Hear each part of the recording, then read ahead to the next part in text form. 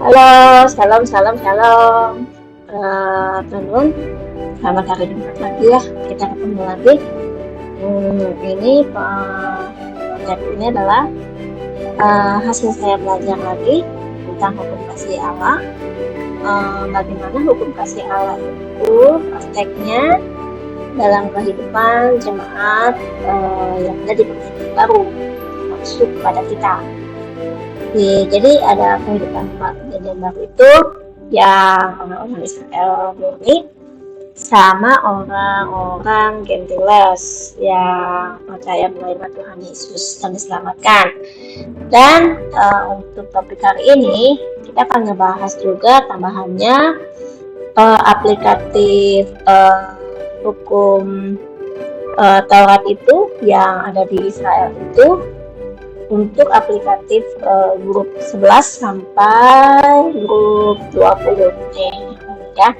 Nah, terima kasih buat teman-teman yang udah mengikuti kegiatan ini. Saya berharap ini boleh jadi berkat, terutama sih buat saya ya. Saya merasakan sangat terberkati dengan pembelajaran ini.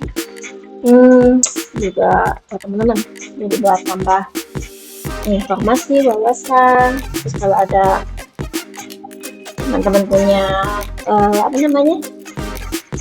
komentar atau perbaikan, koreksi dan lainnya, atau ada diskusi, silakan aja di kolom chatting YouTube ya. Oke, kita akan mulai. Sebelumnya kita akan mulai. Terima baik, terima kasih atas segala kebaikan dan kemurahan atau kebaikan juga. Saya boleh belajar kebenaran firman Tuhan tentang hukum kasih Allah dalam kehidupan orang zaman dulu dan zaman sekarang. Tolong kami Tuhan, tolong saya juga dan tolong teman-teman yang mendengarkan sehingga pembelajaran ini boleh sesuatu yang benar dari Engkau dan menerangi, membuka pemahaman-pemahaman kami yang dulunya tidak kami ketahui. Terima kasih Bapak. Amin. Oke, kita akan mulai. Oke, sebelumnya saya akan review ke teman-teman waktu itu di Embau 21 itu saya bagiin tentang hukum kasih Allah perjanjian baru ya. Oh iya, saya dengan Mary di sini. Tadi lupa. Ini hukum kasih Allah di perjanjian baru ini saya ambil spesifik dari hanya tuh Matius 22 ayat 3-40, Markus 12 ayat 9-1. Dan keduanya menuliskan hal yang sama, yaitu pertama, kasihilah Allahmu dengan segenap hati, jiwa, akal budi dan kekuatan. Terus yang kedua adalah kasihilah sesamamu manusia seperti kasih kepada diri sendiri ya. Wah, ini saya menutupi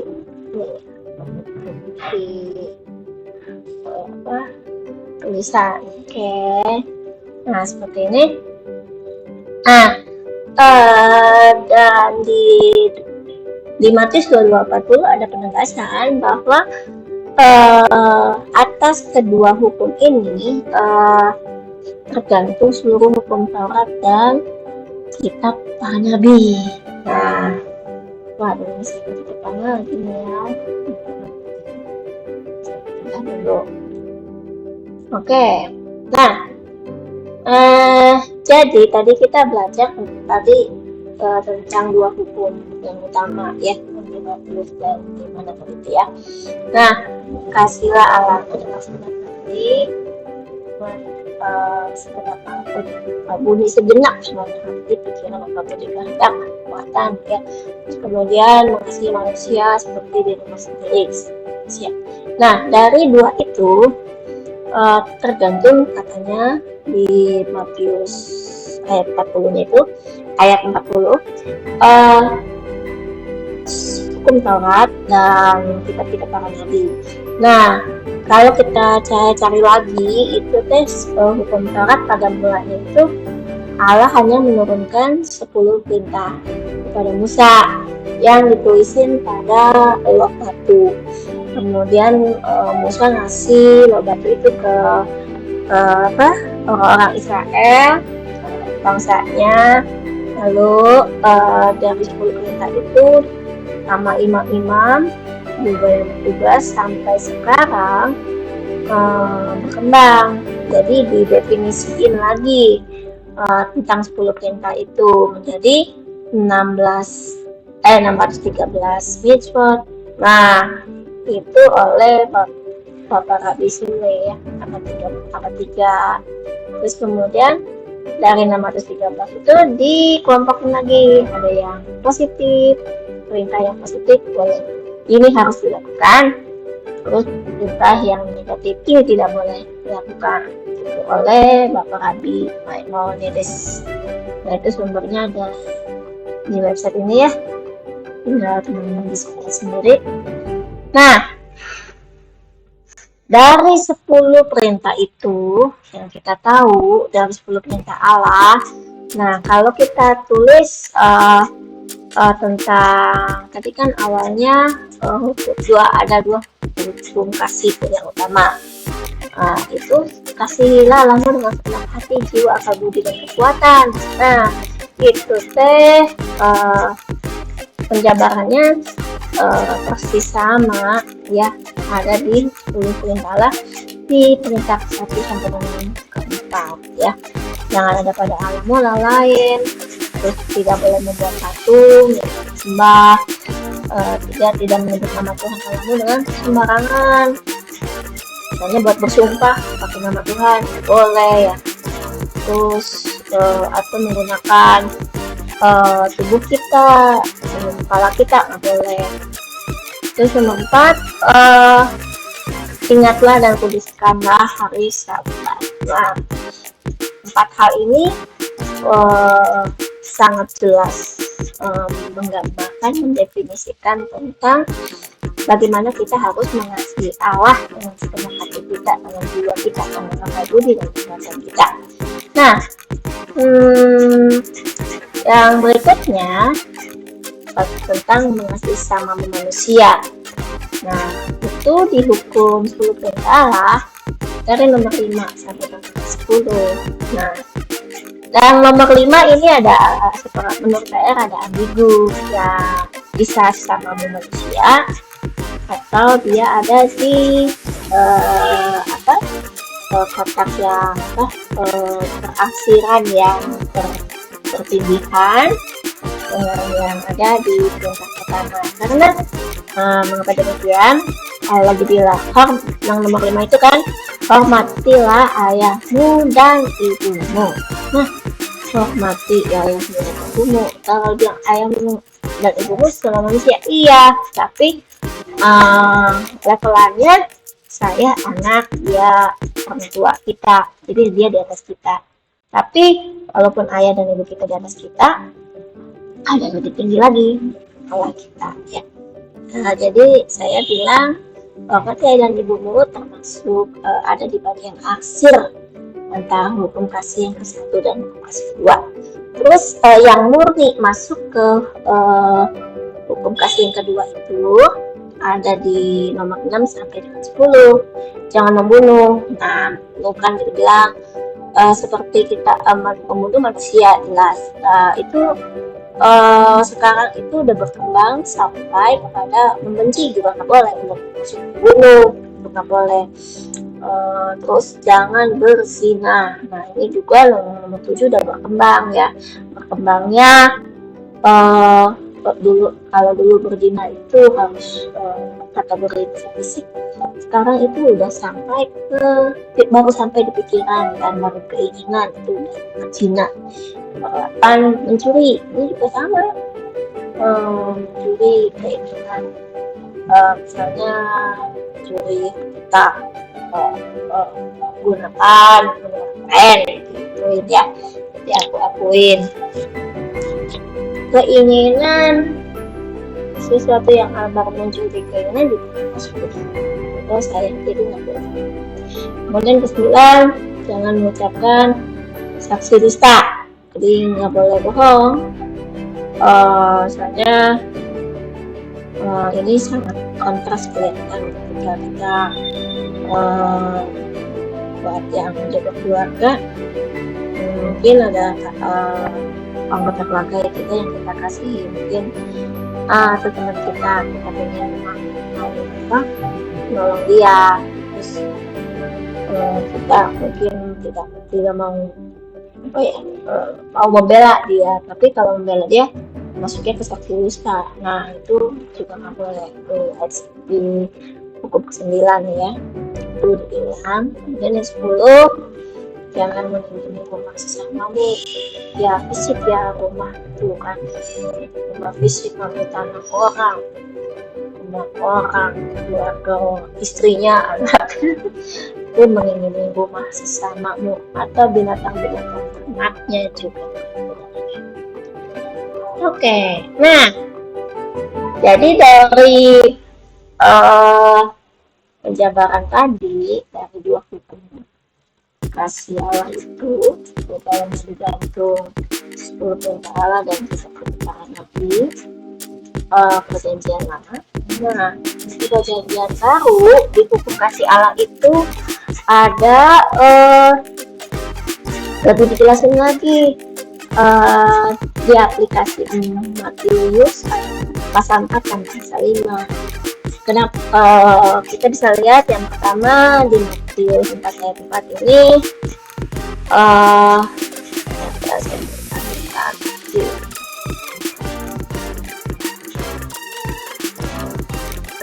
kita pindahin dulu ya.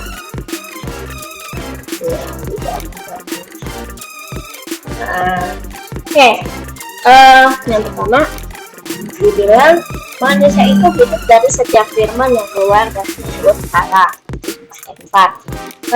Aplikasi ini sebenarnya kan memang runtut ya,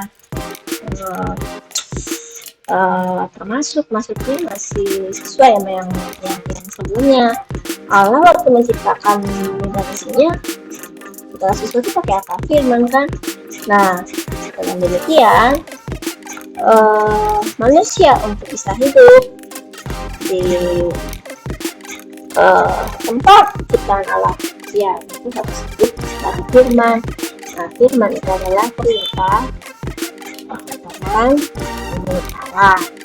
Terus kemudian ini tuh sebenarnya latar belakangnya ketika Tuhan Yesus kita urut ya, dicoba yang pertama ini. Kedua, Yesus ngajarin Matius 4 ayat 7, jangan mencobai Tuhan kamu. Kita udah tahu benar, tapi kita mau coba-cobain kan Tuhan itu mau pengampun, dosa dikit, dosa banyak, ada semua sama, pokoknya nggak boleh mencobai.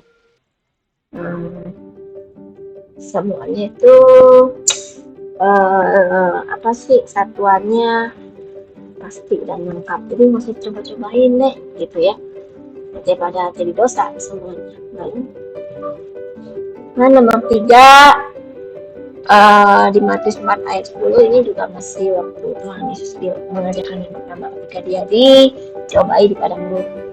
Yang ketiga dia bilang kepada di sini, manusia harus menyembah Tuhan Allahmu dan hanya pada Dialah saja manusia berbakti. Benar kan? Ini masuk di 10 perintah Allah ya. Tadi nggak boleh mengucapkan sembarangan, nggak boleh harus menguduskan hari Tuhan, bersahabat ya, nggak boleh membuat patung apapun untuk disembah ya. 3 aplikasi. Terus aplikasi keempat Matius 5 ayat 15 sampai 48. Nah ini kita sendiri di sana intinya kita harus hidup benar dalam kebenaran firman. Dan pertama aplikasi pertama kita manusia harus hidup dari setiap firman yang keluar dari Allah, dari mulut Allah, ya kan? Nah karena kita hidup dari sana, otomatis aplikasi keempatnya juga kita harus hidup benar dalam kebenaran firman. Jadi kita ikut kebenaran firman harus dari hati kita, dari keinginan kita, bukan ikut-ikutan orang lain. Karena mungkin awalnya kita mungkin ikut-ikutan orang lain, tapi setelah berjalan sekian waktu kita akan merasa sangat lelah mengikut kita akan firman, kebenaran firman hanya dengan ikut-ikutan orang lain. Nah, ketika kita ikutan orang lain itu kita jadi bingung sendiri kan, bimbang, atau kita merasa nggak adil nih, ada yang teman kita nggak melakukannya boleh tuh gitu ya. Mungkin seperti itu. Kemudian nah selanjutnya di aplikasi Matius 6 ayat 6 pasal 6 sampai 7 dari juga mengaplikasikan tentang yang tentang manusia ya, ini nih 5 yang hukum 10 negara tuh yang kelima ke 10 yang kewajiban agama itu di hukum 1 sampai 4 ya. Melakukan kewajiban agama Matius 6 ayat 1 sampai 14. Jadi kenapa kita melakukan kewajiban agama kita? Kenapa kita harus beribadah? Kenapa kita harus membaca firman, kita berdoa dan sebagainya? Itu karena kita mau motivasi saya adalah menyenangkan hati Allah, bukan untuk menyenangkan hati orang lain. Sama seperti kita misalnya memberi sedekah, berdoa biasa, bukan karena kita pengen dilihat orang lain waduh suci dan religius gitu ya, enggak seperti itu. Jadi sungguh kita pengen dari sana kita akan menemukan semangat ya, yang selalu segar baru untuk mengikuti ketaatan, melakukan ketaatan yang penting. Kemudian di Matius 6 ayat 19 sampai 24 juga dikatakan jika kita melakukan kewajiban agama ini itu sama saja kita mengumpulkan harta di surga. Jadi kita tuh berlatih sedikit demi sedikit, tahap hati kita, harta kita berada di tempat yang sama. Jadi makanya kalau kita bisa di kondisi ini, nah kita akan ngerti apa yang Ayub rasakan. Terpujilah kau yang memberi, kau yang mengambil, katanya waktu itu ketika dia menghadapi pencobaan yang begitu luar biasa si Ayub ya. Nah dia berkata demikian. Jadi ada rasa seperti itu, hati dan harta berada di tempat yang sama karena Ayub mengumpulkan hartanya di surga. Kemudian di Matius 6 ayat 25 sampai 4 kesimpulannya di situ jadi ketika kita bilang percaya kepada Allah, tadi kan mengumpulkan harta di surga ya, artinya harta itu adalah percaya kepada Allah itu adalah harta. Percaya kepada Allah, jangan berarti hari besok kesusahan hari cukup sehari. Nah percaya kepada Allah. Kalau kita berdoa kan kita selalu ngomong habis kita berdoa kita tutup dengan amin. Amin apa sih artinya? Terjadilah menurut kehendakmu, terjadilah, aku percaya kepadamu. Iya, percaya bawah itu. Jadi ketika kita selalu menutupnya dengan kata amin, berarti kita sudah berkonfirmasi kepada Tuhan, iya Tuhan, aku percaya sama Engkau. Jadi ya ketika kita bilang amin, selesai doa, selanjutnya kita ketika kita hendak melakukan ketaatan yang berhubungan dengan iman, maju mundur lagi lalu mungkin kita juga berdoa tadi kan ya, lebih sebel masyarakat nih, kita berdoa sesuatu yang jahat, apakah itu benar? Tidak mungkin kan, Tuhan itu kasih. Ya, mungkin kita berdoa untuk sesuatu yang jahat mudah-mudahan itu nggak mungkin. Nah, kita tutup lagi yang amin. Siapa yang confirm itu nggak ada, nggak confirm ya. Jadi yang confirm diri sendiri, Allah nggak pernah confirm seperti itu. Kemudian di Matius 7 ayat 15, Matius 7 ayat 1 sampai 5, jangan menghakimi. Nah, ini juga praktek yang bagus untuk kita lakukan supaya kita nggak dihakimi. Kenapa demikian? Kita tuh sebagai manusia kan keinginan cenderung hatinya selalu berbuat jahat ya. Nah, kita tuh nggak mampu loh melihat dan berlaku adil kepada diri sendiri. Jadi maksudnya kita mungkin lebih cenderung pada ringan. Jadi menghakimi itu lebih ringan dari diri sendiri pada kita melakukan lain. Nah, ini yang terjadi. Keuntungan lain, kenapa juga alasannya jangan menghakimi. Ketika kita benci seseorang, kita melabel, saya juga dulu pernah gitu ya. Sekarang saya udah gak ketemu orang lagi. Jadi ya seperti itu. Kita nggak bisa menghakimi dia dengan kata-kata kita. Luar biasa ya. Terus Matius 7 ayat 11. Pemberian barang kudus. Jadi kalau kita mau memberi kepada Tuhan, kita minta dulu dari Bapa. Kita mau beri apa kepada Tuhan? Minta dulu kepada Tuhan. Ya, satu, minta izinnya, kedua minta kemudahannya, ketiga minta kemampuannya, supaya kita bisa menghasilkan, mendapatkan, menyediakan untuk kita Allah. Dan di Matius 7 ayat 6-11 dibilang barang yang kudus itu seperti pengetahuan. Jadi kadang setiap orang yang meminta akan menerima. Nah, apa sih yang diminta dari Allah? Hikmat dan pengetahuan, ya. Nanti baca firman sesuai dengan Tuhan aja, doa aja. Orang yang mencari akan mendapatkan. Ini udah dapat hikmat atau belum?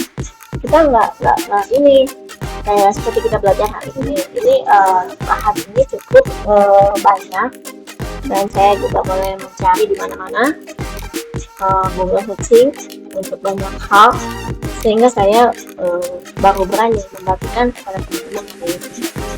Kemudian setiap orang yang masuk itu akan dibukakan pintu. Nah, ini sama seperti kita mau melakukan hal yang baik, melakukan tapi kadang-kadang kebiasaan lama kita, cara hidup lama kita itu kadang-kadang mengganggu keputusan saya atau membuat saya lambat mengambil keputusan. Akhirnya mungkin saya jadi tidak mampu melakukannya. Itu dibilang setiap orang yang mengetuk pintu, kita ketok pintunya, Tuhan Yesus tolongin dong, aku masih nggak bisa kok ya, nanti Roh Kudus tolong dibuka pintu kita. Dan kemudian di Matius 7 ayat 12-18 memperlakukan yang sama kepada orang.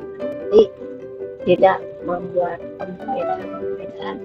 Jadi ya berhubungan juga sama dengan penghakiman yang tadi, ya. Pemberian barang yang kudus yang baik kan, kita harus ya kita juga harus memberikan orang lain harus kalau kita ingin dicintai dan dikasih orang lain, dikasih pasangan kita, ya otomatis ya kita juga harus memberikan respon kepada mereka juga, kepada pasangan kita seperti itu, dan kepada anak-anak kita.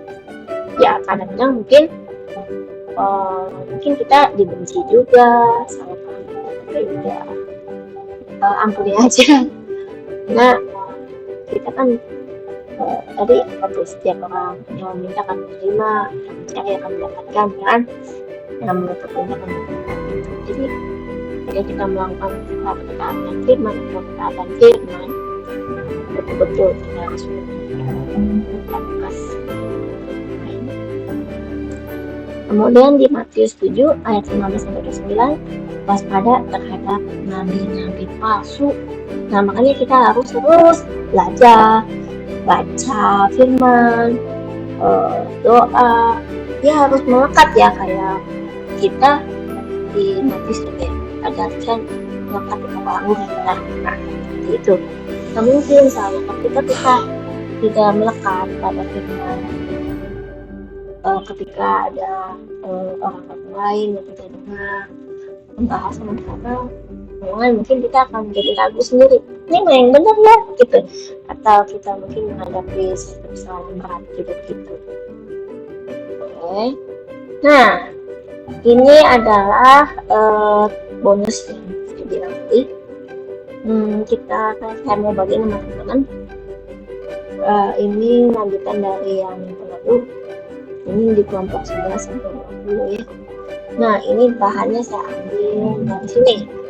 Dari Jepang. Nomor 3. Oke. Saya mau mulai dulu. Oke.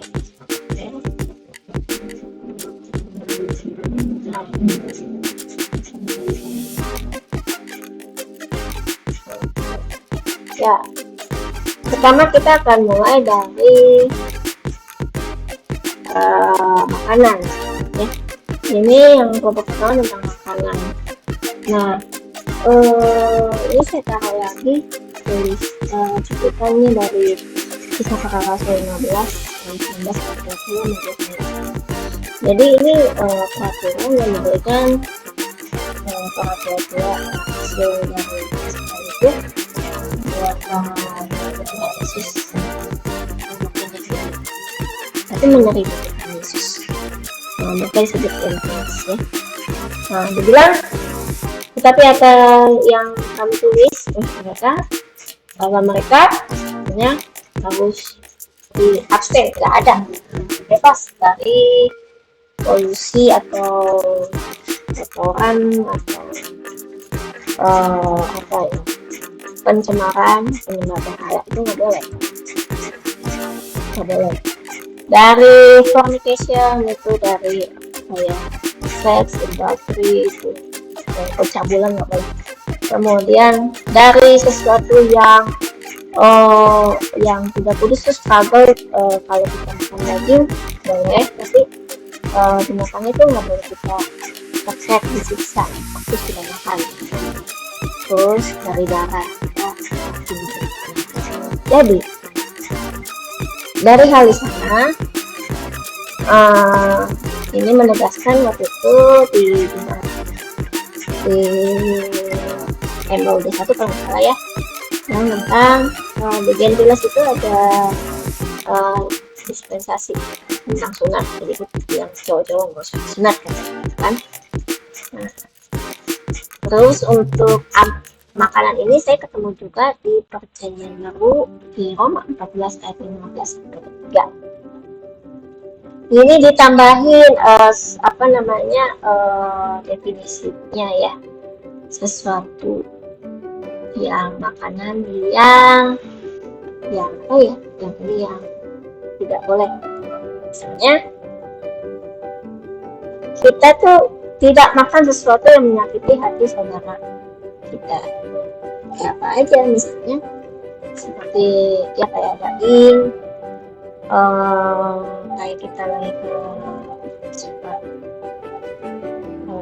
kan di orang beda, kita nggak boleh makan B2, tapi kalau kita lagi di tempat dia, ya kita jangan makan itu gitu, untuk menghormati dia.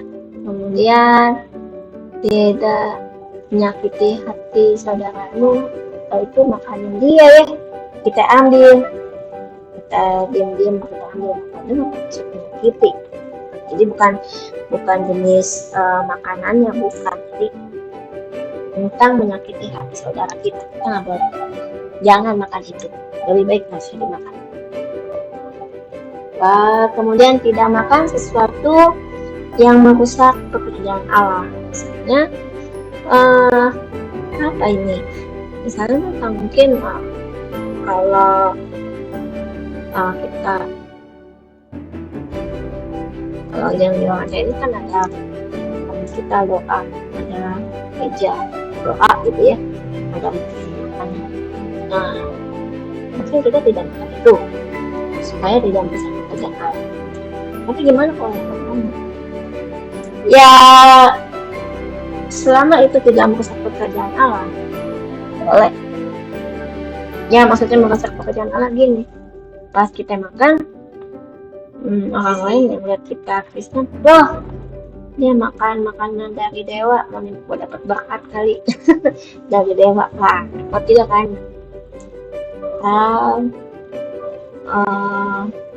Kita makan itu membuat orang yang melihat kita kita dianggap tidak menghormati mereka.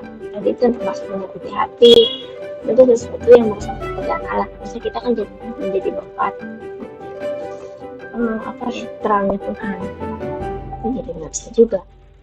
Lalu kalau kita mau makan nih sesuatu dengan tidak rendah hati, nah ini yang begini tadi makanan yang dari meja sembahyang, karena kita memang mungkin lagi nggak ada makanan kali ya, kurang banget ya kita makan. Terus pas kita makan ada orang bilang, wah ntar ada kena kutuk loh. Nah kalau kita makan dengan bimbang hati ya,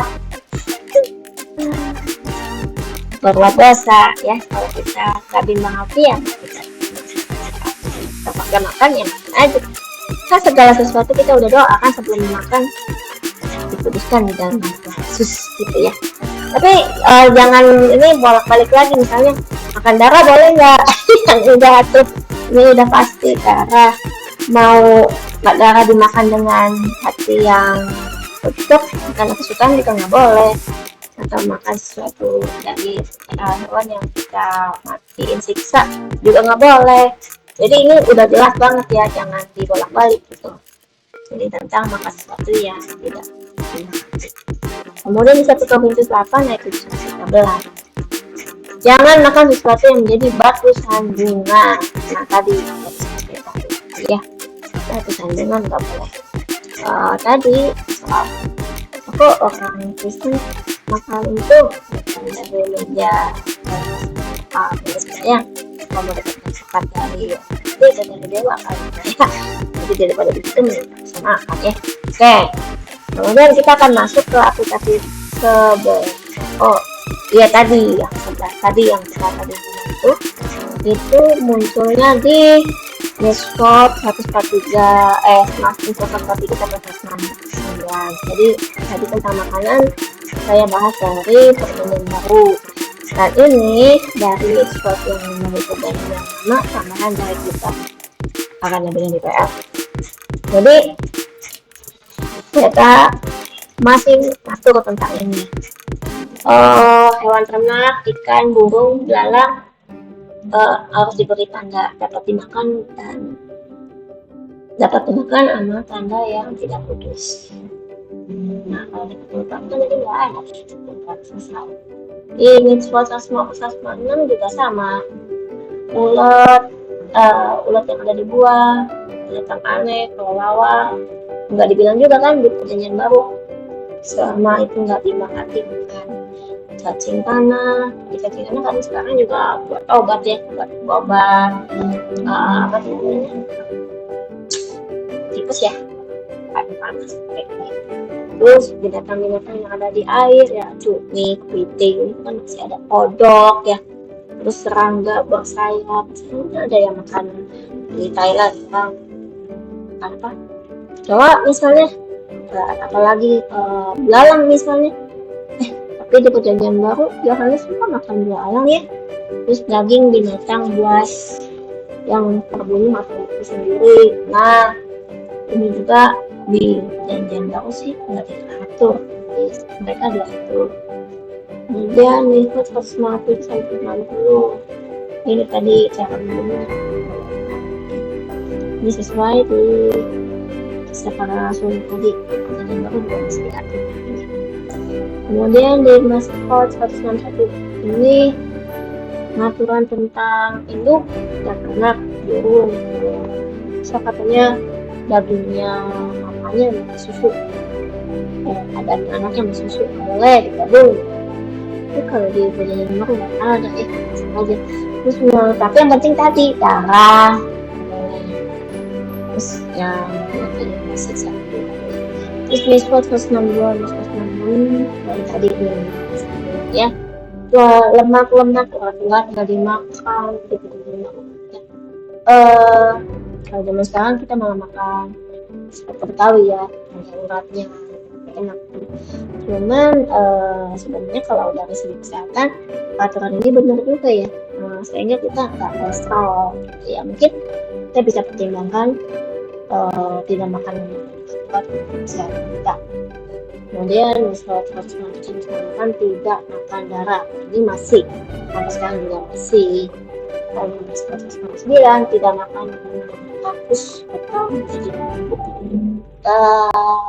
di perjanjian baru masih tetap. Kenapa?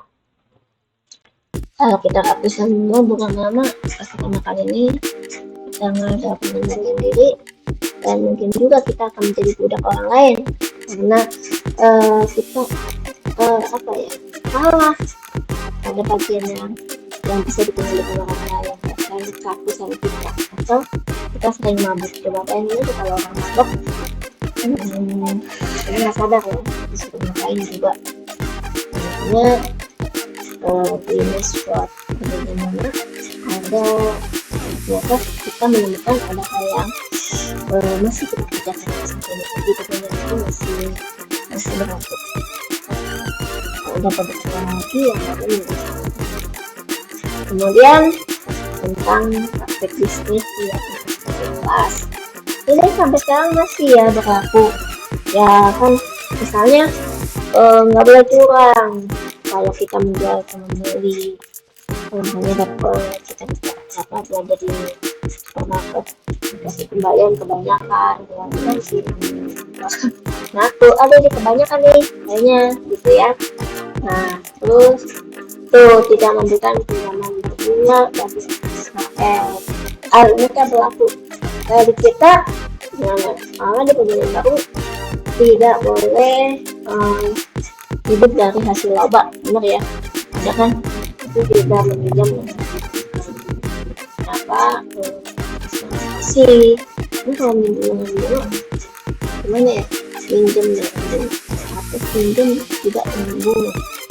Minjem aja nggak boleh, kita nggak boleh ya.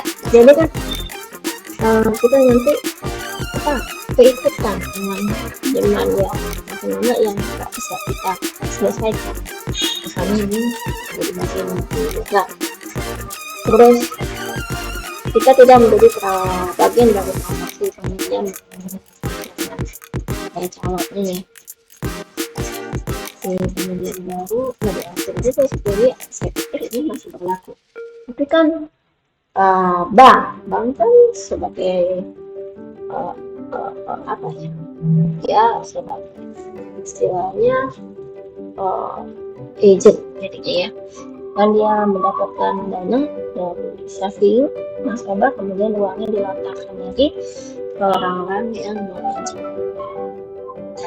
Ya bank itu jadi disitu sih dari transaksi tempat aku pinjam dan pinjaman. Sekarang bank itu sebagai institusi bank, tapi ya itu makanya muncul juga kan sekarang namanya bank syariah yang diatur sedemikian rupa.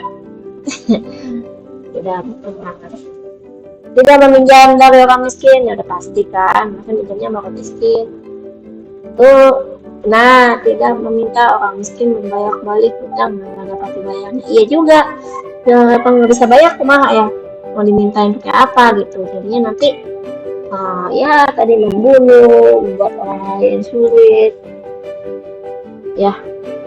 Terus tidak menggunakan peralatan kedai sebagai tempat untuk mempersiapkan makanan. Wah, ini juga kan kita beli meja orang murah dari kedai, boleh. Ada alasannya kan. Jadi jika kita menggunakan ini kan kita mendapatkan barang dari orang yang lagi bersedih karena barangnya hilang, tapi juga utang harus pastikan makan gede paksanya kalau kasih pinjam, kalau miskin nanti minta gimana ya, nah akhirnya udah deh cari masalah gitu ya, mengembalikan kepada pemilik, tidak melakukan penghitungan, menghitung timbangan dengan berat yang benar, misalnya yang jualan beras tidak tergoda untuk melakukan hitungan curang. Nah itu sempat lakuin sekarang. Nah sekarang juga tentang pekerja, pelayan, dan budak. Nah ini kita boleh lihat di 118 sampai 202 9 bayar gaji harus jangan ditunda-tunda waktunya. Terus kalau orang kerja itu harus kasih izin waktu untuk makan, jangan disuruh kerja pun nggak bisa. Nah ini hal-hal yang yang harus dikerjakan ya. Terus bukan membayar upah karyawan tepat waktu. Nah untuk yang ini ada sebagian besar mereka mengatur bagaimana kerja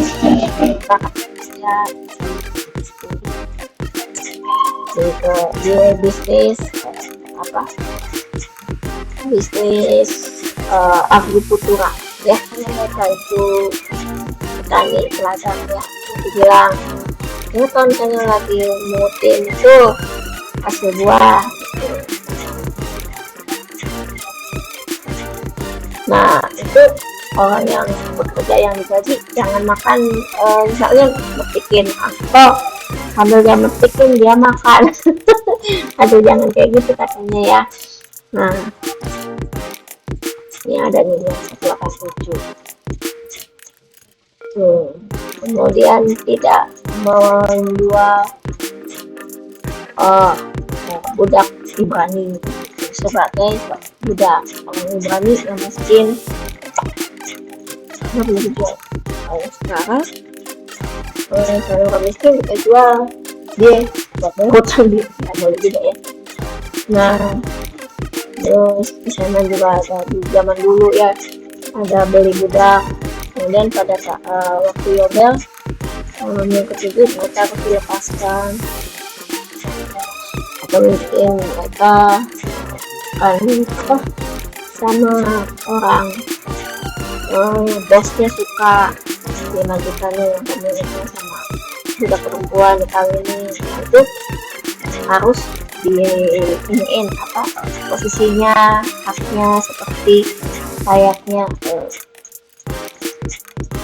seorang istri dapatkan walaupun dia dapatnya dari budak.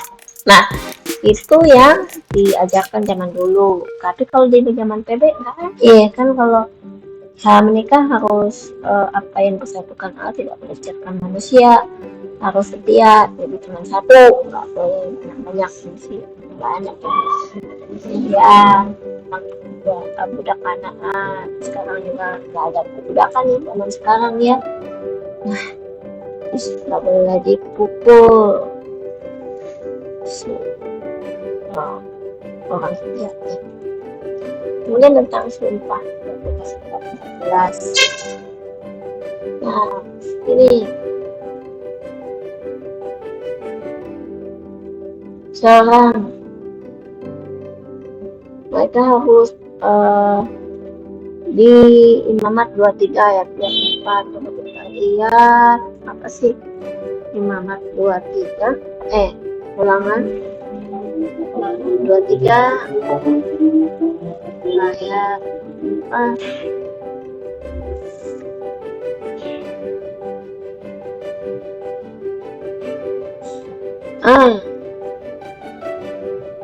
Bukan ini Ulangan sebentar.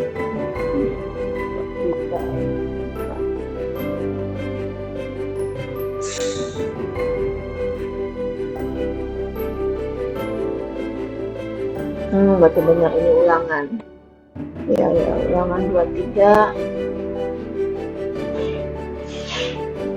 ayat 24.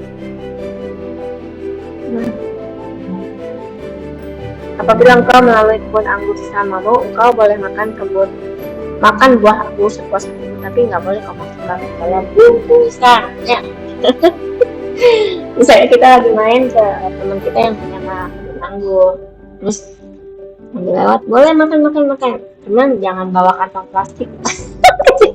Kecuali udah minta izin sama yang punya, boleh nggak gitu ya.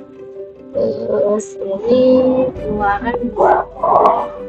Nah, ini tidak mengucap sumpah yang tidak diperlukan, kemudian tidak sumpah yang menghasilkan kejahatan. Misalnya kita benci sama orang, kita mengutuk orang itu biar sesuatu yang terjadi buat kita kesel banget, itu nggak boleh. Terus kita mengutuk karena sejumlah kasus, itu juga nggak boleh. Satu. Kemudian kita putus bilangan 30 itu apa sih? Bilangan 30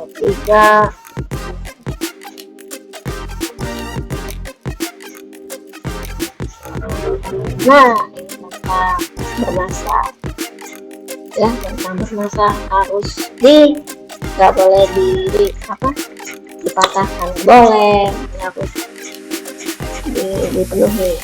Jangan bermasak nggak bisa memenuhinya. Kemudian berjanji dengan Allah tadi atau berbicara dengan Allah boleh, dengan nama Allah nggak boleh. Ini kan ada yang bilang kenapa ya nggak boleh gitu, kan bisa aja deh waktu kita bersumpah kadang kita cuma dulu doang nggak melakukan itu, nggak boleh sama juga berpuasa dan tadi yang kita bilang ini blok ya. Kemudian 6 sahabat dan tahun Nobel ini juga ada yang masih berlaku, ada yang tidak lagi sekarang. Maksudnya untuk kita yang tulis ya, untuk kita gentiles ini nggak berlaku. Nah misalnya ini kan ada yang hari Sabat, tapi Sabat kita di yang gentiles nggak adanya tahun biasa ya kan. Terus dia ada tahun Nobel, banyak ya. Pelunasan hutang, hidup vaksin kita nggak ada. Ini perjanjian baru juga nggak dibahas tentang ini. Jadi yang penting tidak memberatkan orang lain.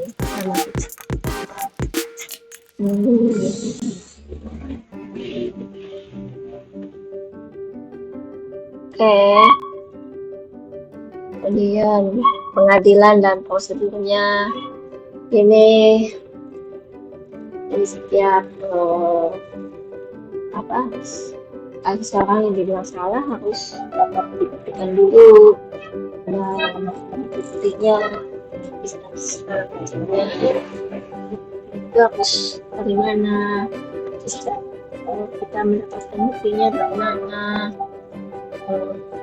Jadi kalau untuk sesuatu saksinya harus 1 orang, harus 2 atau 3 untuk dikuatkan ya. Untuk ini hampir semuanya masih dilakukan untuk kita mungkin terus. Kemudian persaudaraan dan ganti rugi hidup bersama ini sesuai dengan kasih dan persaudaraan, kita boleh sama apa yang kita ingin kita mendapat perlakuan itu, kita harus juga memberikan kepada orang lain ya. Nah begitu juga properti dan kepemilikan, jual ladang,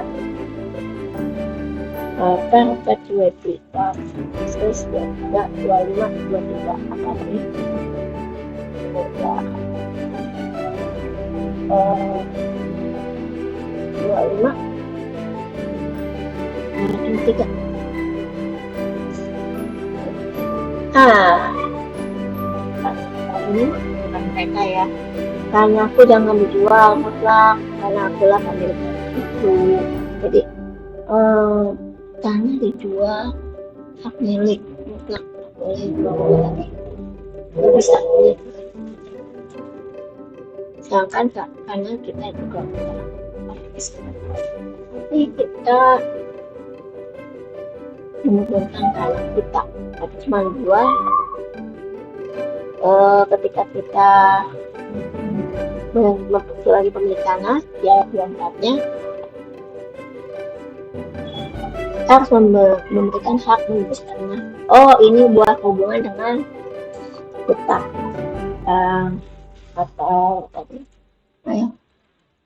hipotek gitu ya. Jadi tentang jasa Mesir nggak berlaku lagi mencuri milik orang lain atau orang lain di setiap tempat yang kita itu ada di sini ini tentang hukum dan kriminalitas. Kita kalau tidak ambil murid, kita nggak boleh menghukum orang yang tidak bersalah hukum. Misalnya ya nggak boleh juga menghukum murid kepada orang Israel, tapi ini nggak boleh kita. Tapi pokoknya kita juga nggak boleh menghukum orang lain sulit, menghukum orang lain susah, orang lain kita nggak boleh. Palsu di fraud, meskipun palsu atau membuat satu keputusan yang salah jadi benar. Itu kan berkaitan dengan sumpah palsu ya, kita harus adil. Tentang hukuman yang konstitusi yang ngatur tentang orang yang bersalah, udah ketahuan, terus kemudian setelah dia udah ditahan, kemudian dia udah selesai melakukan hukumannya, lalu dia harus juga melalui proses pemulihan dapat kembali kepada masyarakat. Sama seperti kita disempat penjara, terus kita bisa kembali ke masyarakat. Itu diajak cara memberi skill ya, atau kerja sama untuk hukuman dan restitusi tersebut. Iya, secara garis besar ini demikian. Nah, oke teman-teman, akhirnya kita selesai di pembahasan hari ini. Jadi intinya hukum kasih Allah itu dengan saya membagikan teman-teman grup yang 11-20 dan sebelumnya grup 1-10 sampai 2 hari ini dua kali ini saya sudah bisa melihat pembuktian bahwa hukum Taurat Allah sampai sekarang sebenarnya masih kita kerjakan. Jadi tapi hukum Taurat itu dimodifikasi karena ada aplikatif konservasi tadi pakai jenis. Kemudian hukum Taurat itu kan kitab-kitab para nabi itu semuanya memiliki dasarnya ada di dua hukum kasih Allah di kasih Allahmu dengan segenap hati, pikiran, dan kekuatan, dan kasih samamu seperti dirimu sendiri. Jadi ternyata itu masih dilakukan. Dan kepada Yesus itu adalah untuk melengkapi penghukuman atau tuntutan hukuman mati yang karena dosa-dosa yang kita buat, manusia buat. di kayu salib. Itu adalah satu keharusan supaya ketika waktu itu kan ada pengaturan kalau kita manusia itu saat jatuh dalam dosa Adam dan Hawa di Kejadian 3, mereka telah kehilangan kemuliaan Allah. Karena kehilangan kemuliaan Allah, akhirnya mereka tidak bisa lagi berdekatan dengan Allah. Jadi waktu itu ada antara nabi-nabi, imam-imam, pas Tuhan Yesus, kejadian Tuhan Yesus disalib dan nah itu kan hari baik Allah terbelah. Nah, akhirnya kita boleh sekarang langsung berdoa kepada Allah kita mengerti tentang iman, kita boleh doa langsung dapat semuanya pasti masih tetap harus kesopanan dengan kesungguhan hati, tidak mendua, pasti ya. Seperti itu. Nanti ya depan saya akan kembali membawa tentang hukum kasih Allah dalam praktek kehidupan ini, khususnya untuk orang jelas besar dan Indonesia. Untuk kelompok yang berikutnya kelompok yang ke-21 sampai ke-30. Jadi kita berdoa. Tuhan Yesus yang baik, terima kasih atas segala kebaikan dan kemurahan-Mu. Kata boleh belajar tentang kasih Allah yang luar biasa dalam kehidupan kami, dan salib Tuhan Yesus yang menolong kami untuk kami boleh kembali berdoa langsung kepadamu, dan kami boleh mengenal firman yang Tuhan firman. Terima kasih Roh Kudus yang mulia. Ampun juga tolong saya dan teman-teman ya, ini menjadi dalam jadi pembelajaran dari kami dan semakin dapat melakukan ketaatan kami dengan dalam nama Tuhan Yesus. Ini berdoa amin. Oke, teman-teman, terima kasih